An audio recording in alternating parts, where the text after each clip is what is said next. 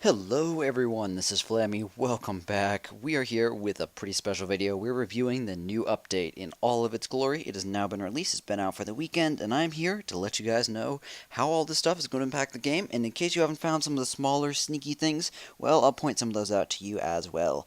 Alright, so what's going on? New update time. This is the May update. If you're watching this a long time in the future, these are all the changes that happened, which you're probably now used to being in part of the normal game.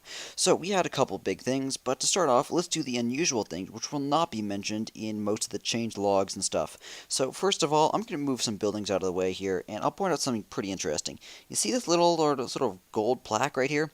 That right there that I'm pointing at right there, that is in fact the very center of the map. So this little diamond sort of shaped placard indicates where the center of the map is, which is going to be very helpful in the future for positioning your base if you want to be positioned in such a way that it's aligned in the center or perhaps not aligned in the center as you prefer. So just like that, they left a little placard right there in the middle so you can find that. Not everyone has noticed that yet, and it wasn't actually in the changelog. Now, something else that was not in the changelog as well, in the barracks, what you can do is if you're coming in here, you want to train some troops, Q an archer, cancel an archer, now let's go to the next barracks. What you used to have to do is hit X, come over here, hit train troops again. Add an archer, remove an archer, blah blah blah. Now what you can do is there's these big orange arrows on this side. Oh, I guess I can't click them. So they're on the left and the right side, the big orange arrows. And you can click them and just swap barracks.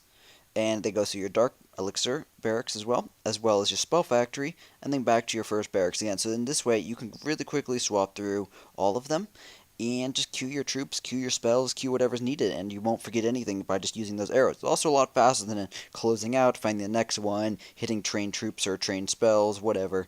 Yeah, so that's pretty useful, and not everyone's noticed that yet, so if you hadn't noticed that, that's pretty awesome. Alright, let's move on to some of the things which are in the new update, and were very noticeably part of the new update. So we're going to go to top players. We're going to check out Jorge's base, because Jorge is awesome, and he would not mind me visiting his base to pointing out some of these new features. He also has everything maxed out. So, first off, probably the most important is Town Hall 10.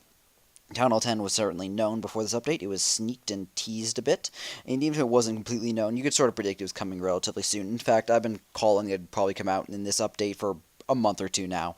So Town Hall 10, what did it unlock specifically? Well, the biggest single unlock was probably this Inferno Tower right here.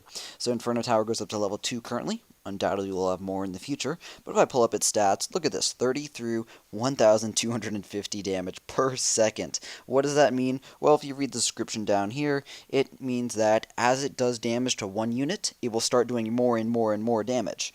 So it goes up to a maximum of 12,000, no, 1,250 damage per second.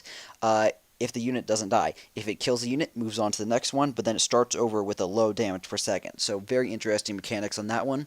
Going to be very effective against large, heavy hitting units with lots of health. So golems, dragons, pekkas, giants even. So interesting for that, especially for the top players, how that's going to change stuff. Now, beyond that, what was also released? Crossbows level 4 are going to be huge, air defenses level 8 are going to be huge, and beyond that, I think that was the only updates that we got in terms of defenses for the new one. I would definitely predict we're going to have mortars, archer towers, and cannons all coming out relatively soon, as well as possibly wizard towers as well.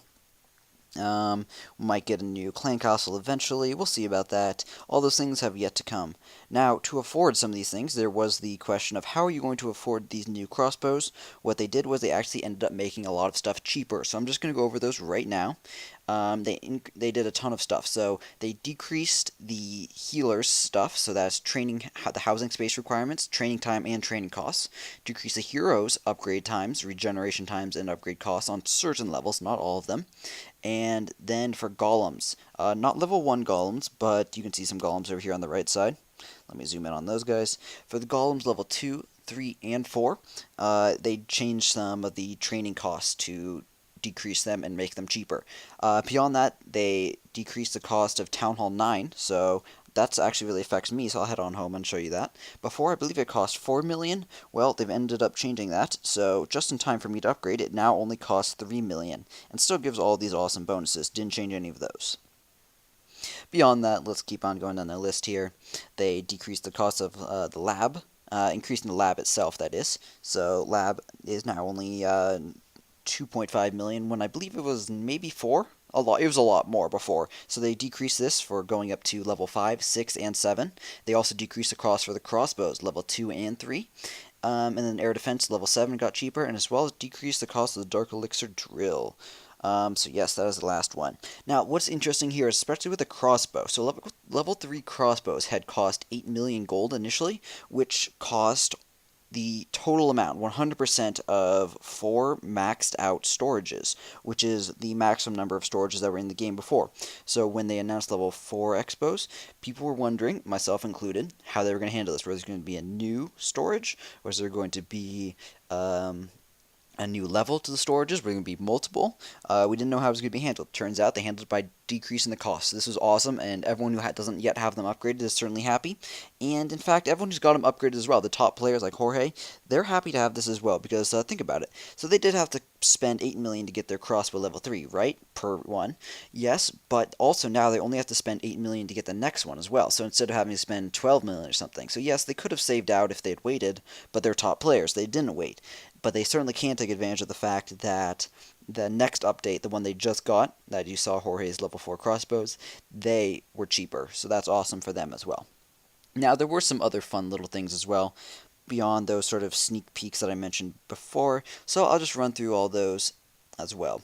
So we did get something for all players, and that's really awesome. That's going to be the attack log. So before we had this defensive log, so you can load up the replays of people who've attacked your base, and just see how they destroyed your base, etc., etc., etc. Review your damage taken and whatnot, how much they had to do to get those resources. Now you've got the attack log as well. So here we've got a pretty awesome attack that I just did 10 minutes ago. As you can see, I did 100% damage and I got some nice loot. In fact, I did not record this, so in fact I can go in and record this now with this replay feature, which is great for me. So you guys can let me know in the comments section how you think I should handle this, if I should be recording everything live. I think I'll still do my commentary live, but should I still do attacks live as well? It certainly is going to influence stuff, and it certainly matters, because it's going to change up both my style as well as for you guys. It's helpful to see, and if you want to go see exactly why, say, your resources, why your units didn't operate in an exact particular way, well, you can go find out by watching your replay and see if, oh, I forgot about the Tesla that ended up popping up over on this side, something like that. Alright, beyond that, there are a couple other small things, but the biggest one, which I've not yet discussed, is the personal breaks enforcement. Now, what is this? This was only a single line in the changelog. This came out of left field. No one knew this was coming, and this is targeted absolutely at the top players. So since this update has come out, the top players list has changed a lot. Vizia here has gone down a whole lot of trophies. They were above 4,000 when the update came out, and they ended up both getting passed and dropping a lot of trophies right away. What this change does is every 8 hours, the top players have to log off. And this is, I believe it's enforced for all players, not just top players, but the top players it matters most to, because one of their common strategies is to stay online for as long as possible. Every 8 hours they have to disconnect, and it doesn't let them on often for a few minutes right away. And now there's either a bug or this is still being tweaked, because I've been talking with Jorge, and Jorge tells me this. The 8 hours isn't actually fixed. So the 8 hour number itself came from a Supercell employee on the official forums. However, Jorge says that both he and other players have been experiencing sort of varying degrees of timeout enforcement. So Jorge said he got a 6 hour-ish one. He said other players have gotten 3, 4, 5-ish hour ones. It's been a range. So maybe Supercell's adjusting things, and maybe Supercell, maybe there's a bug. It's one of the two most likely. I would probably bet that Supercell is just adjusting things right away, but to be determined exactly how it's supposed to work. But I can tell you, across the board, top players hate this. What this means is they can lose trophies when they aren't expecting to, because they just get kicked offline. Apparently there's no warning whatsoever, and they are definitely complaining to Supercell about this. Perhaps like the system itself isn't necessarily need to disappear. That's not necessarily what they're all saying, but they just need some changes so it's more obvious how it works. Maybe a timer indicator, sort of like perhaps up in the shield area where there's a shield that says none. Well, what if that said you must take a break in 8 hours? If that had a timer up there, that would be pretty helpful. So yes, that is sort of very inconveniencing the top players. And I do want to address something. So some of you guys might be thinking, oh, these top players, they just spend gems anyways. They can just spend more money to get back there. Well, the thing is, for the top players, it takes time more than money. Yes, they do spend lots of money so they can attack with expensive armies and max out their bases right away as soon as the update comes out, and they do that indeed. However, to get these trophies, Jorge has to get these trophies one by one by one, and I'm sure that's true for all these top 10 players as well. For most of the players they're attacking, I don't know who I visited, but let's go load it up anyways. For all these top players, whoever they are attacking, they're almost certainly only getting one trophy per win. So this is incredibly slow. And it really sucks for them because when they lose a match because they weren't expecting to be kicked offline and someone attacks them because they didn't have a shield and they lose trophies, they end up losing 20 plus trophies every time. Almost certainly 40-ish trophies. That's a 2-star. They lose 40 trophies for most 2-star defeats. And in fact, despite their bases being maxed out, as you can see, they still lose lots of trophies because offense is a lot stronger than defense. It's basically guaranteed you're going to lose. In fact, there's a couple bases in the top players who, in fact, they don't have defenses built out because they know that defense is not currently important. It's all about the offense. So what I'm saying is, if you get attacked once as a top player when you're not expecting it, you lose 40 trophies. That's 40 different attacks you have to do, and that turns out to be 20 hours of raiding, of attacking, perhaps even more. That's a ton of gameplay to be set back. So, yep, these top players are really sort of upset about that. Now, there are a couple other indicators, or a couple other updates in this update, which I will go over real fast. Let's go to top clans now, rather than top players.